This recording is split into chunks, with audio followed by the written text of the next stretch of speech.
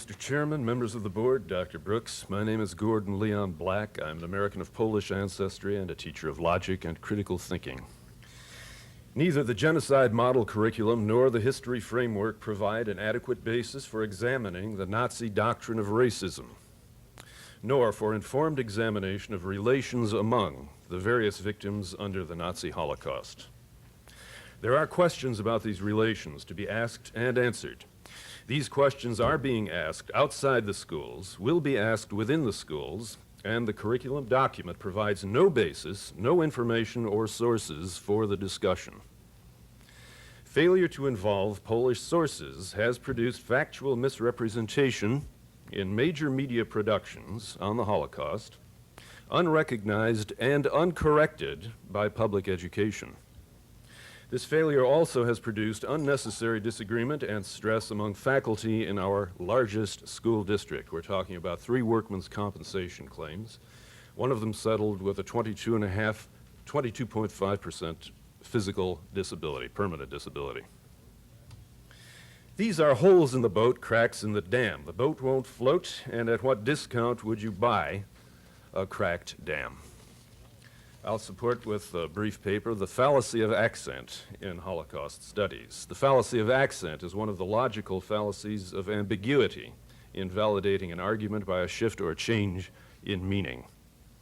In Holocaust studies, sometimes it is expressed that Nazi genocide was waged against the Jews and others. But who were these others?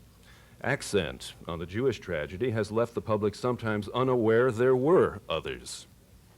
The meaning of Nazism as master racism disappears, leaving only anti-Semitism as the glaring evil.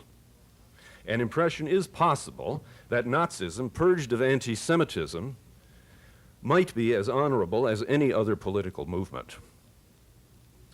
Was this a road to the ambiguities of Bitburg? Just a guess. If Nazism is understood only as anti-Semitism, and if anti-Semitism is considered irrational, and if irrationality is thought curable like a fever, why hold a grudge against Nazism? Absurd, of course.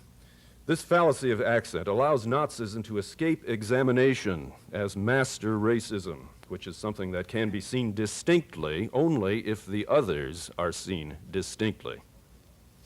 Studying only the Jewish Holocaust will not describe the other genocidal policies. For example, the Gypsies were not all to be destroyed. Certain lines were selected for preservation. Here is insight into Nazi master racism. Himmler raised chickens. The breeder assumes a right to twist some necks instead of others. Can we teach human rights without identifying this inimical philosophy? The Polish genocide was interrupted, but not before 3 million Christian Poles were destroyed in non-combat extermination operations. The first victims of Auschwitz were Poles. But the fallacy of accent overlooking the Polish genocide suggests that Poles, and by another fallacy of composition, perhaps Catholics, Christians, Gentiles, were complacent in the destruction of the Jews.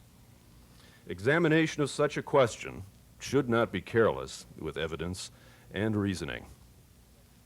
Still others remain to be recognized. The point is that a pedagogy of human rights genocide which teaches the Nazi Holocaust yet overlooks non-Jewish experience and sources cannot avoid some distortion.